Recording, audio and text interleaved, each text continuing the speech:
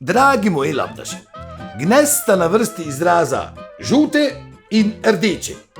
V nogometnem smislu žute in rdeče niti slučajno ne zaznamujete kakšne rasne pripadnosti. Ne, Bog ne daj.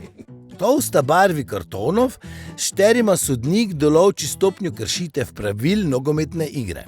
Če je prekršek grobi, ali pa nogometaš glumi, ki bi okoli prinesel sodnika, ali pa se neprimerno obnaša, njemu sodnik pokaže karton žute barve.